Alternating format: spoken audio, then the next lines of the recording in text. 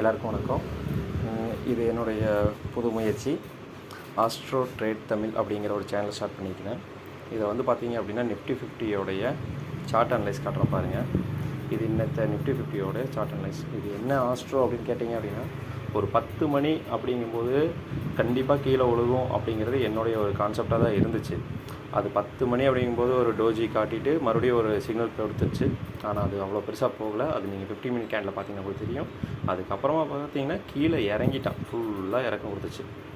இப்போது ஒரு middle class பையனாக நிறைய சேனலில் சொல்லுவாங்க இல்லைங்க, உங்களுக்கு இப்படி பண்ணுங்கள் அப்படி பண்ணுங்கள். அப்படிலாம் இல்லை. நம்ம மென்டாலிட்டி எப்படி இருக்குதுன்னு நமக்கு தானே தெரியும். காசு உள்ளே போட்டவங்களுக்கு தானே ஒரு வழி தெரியும்.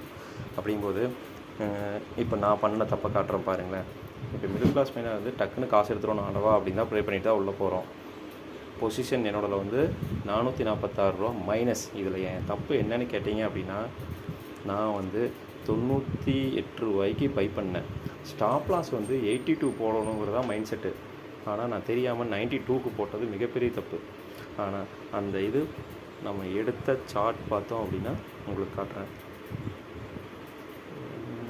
5 மினிட் கேண்டில் போயிடலாம். இங்கே பார்த்தீங்கன்னா நான் எடுத்து 83, 82 தான் என்னுடைய ஸ்டாப் லாஸ். இங்கே பார்த்தீங்கன்னா அங்கே வந்து முட்டவே இல்லை. ஆனால் நான் தெரியாமல் வந்து பார்த்தீங்கன்னா 92ன்னு போட்டவனே அவன் இந்த இடத்துல கட் ஆகிடுச்சு. ஆனால் நான் போட்ட அதுக்கப்புறம் கிட்டத்தட்ட 200 ரூபாய்க்கு போச்சு. 7500 ப்ராஃபிட்டை நான் மிஸ் பண்ணிட்டேன் இன்றைக்கி. மிடில் கிளாஸில் இருக்கிற நம்ம மாதிரி சில பேர் பண்ணுற தப்பு என்னென்னா, கேபிட்டலை கவர் பண்ணணும், கரெக்டு தான். இருந்தாலும் ஸ்டாப் லாஸை வந்து கொஞ்சம் ஒரு 80 to 20% பேக்கில் போட்டோம்னா மட்டும்தான் ஜெயிக்க முடியுது.